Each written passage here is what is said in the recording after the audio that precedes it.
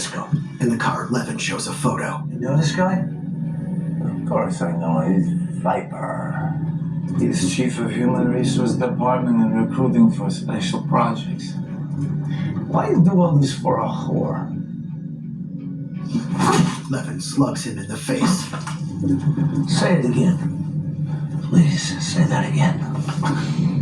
I thought so. Okay, Dimi. Tell me where we're going. Where is she? There. He points ahead. Headlights blazing, the car rolls down a tree-lined single-lane road. They come to a stop, with the low-hanging full moon visible in the distance through the foliage. Levin cuts cable ties binding Dimi to his seat. Ahead, lights glow from the country manor. She's in there? She's there. Levin aims a gun at him. Promise? I promise. She's there. Levin climbs out of the car and shoves his captive over near the muddy water hole, then steps back.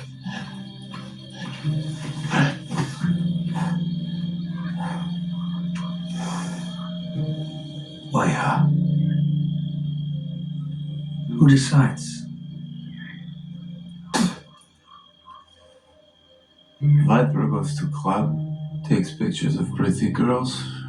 I send them to clients, they make choice.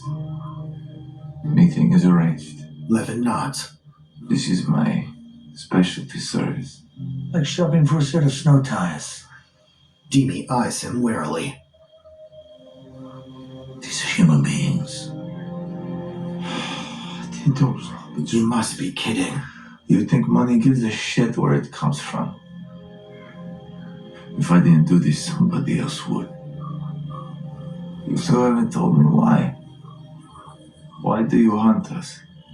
You have a daughter? No. Then you won't understand.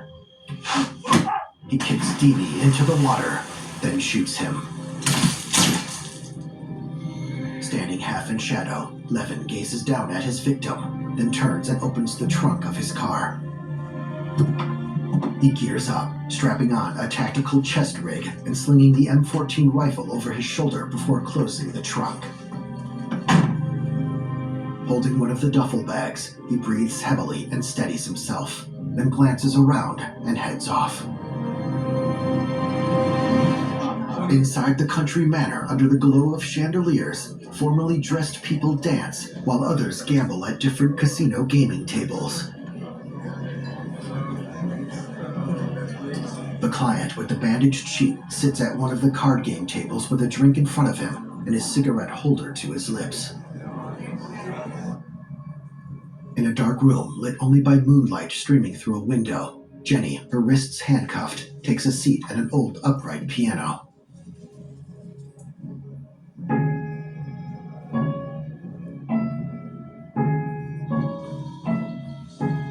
Levin creeps toward the house with his rifle at the ready. Peering through the thermal imaging scope, he spots a guard in a tree scanning the area.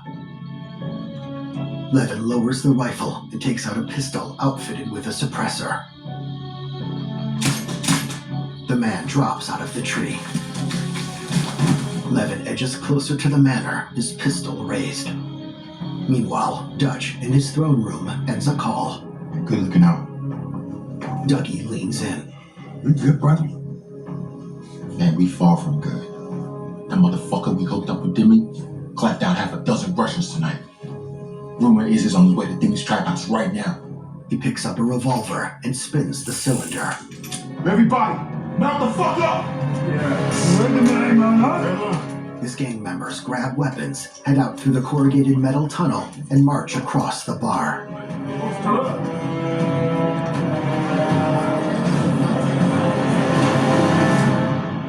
Back outside the country manor, Levin crouches behind a stone railing and peers at men passing by a pair of flaming torchères set near rickety-looking scaffolding.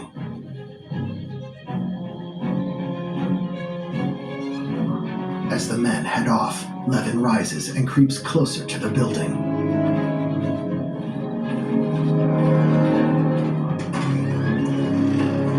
He ducks into the the shadows as a guest from the casino party steps outside. The guest looks at his cell phone as he strolls over near Levin, who whips out a knife. The guest shows a guard something on his phone, then lights the guard's cigarette. Levin slashes and stabs the guest, then shoots the guard. He yanks out his knife and heads into the building. Double doors open and the sibling kidnappers stride into the piano room. Sounds lovely, princess.